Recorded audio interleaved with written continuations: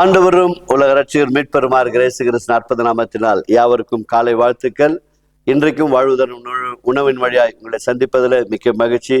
கர்த்தர் ஒவ்வொருவரையும் ஆசீர்வதித்து வருகிறார். இன்றைக்குள்ள வேத வசனங்களை நாம் வாசிக்க கேட்போம். யோவான் எழுதின நற்செய்தி நூல் 19ஆம் அதிகாரம் 1-5 முடிய இறை பகுதிகள். அப்பொழுது பிலாத்து இயேசுவை பிடித்து வாரினால் அடுப்பித்தான்.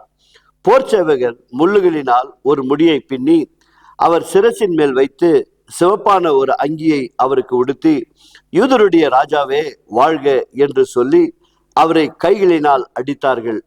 பிலாத்து மறுபடியும் வெளியே வந்து, நான் இவனிடத்தில் ஒரு குற்றமும் காணேன் என்று நீங்கள் அறியும்படிக்கு இதோ உங்களிடத்தில் இவனை வெளியே கொண்டு வருகிறேன் என்றான்.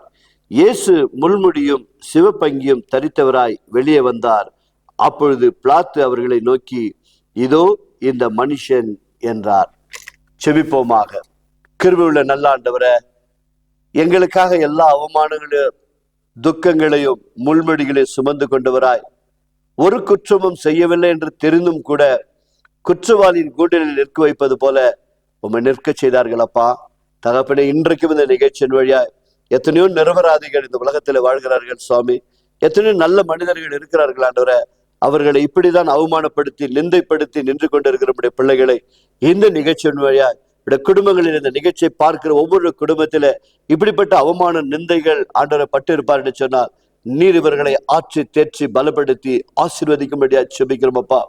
நீர் எங்களுடைய மீட்புக்காகவே இந்த அவமானங்கள் எல்லாம் சகித்து நின்றவரே, உம்முடைய பிள்ளைகளை அப்படியாய் ஆறுதல் படுத்தி, உனக்காகத்தான் மகளே, உனக்காகத்தான் என்று சொல்லி எல்லாவற்றையும் நான் ஏற்றுக்கொண்டேன் என்று சொல்லி ஒவ்வொருவரையும் ஆறுதல் படுத்தி தைரியப்படுத்தும்படியா செபிக்கிறோம், ஆசீர்வதிக்கும்படியா செபிக்கிறோம். ஒருவேளை அநேக வருடங்களாய் கோர்ட்டும் கேசுமாய் ஆண்டவரை வீடுமாய் இருப்பார் என்று சொன்னால், ஆண்டவர் அவர்களிருந்து ஒரு பரிபூர்ண விடுதலை கொடுங்கப்பா.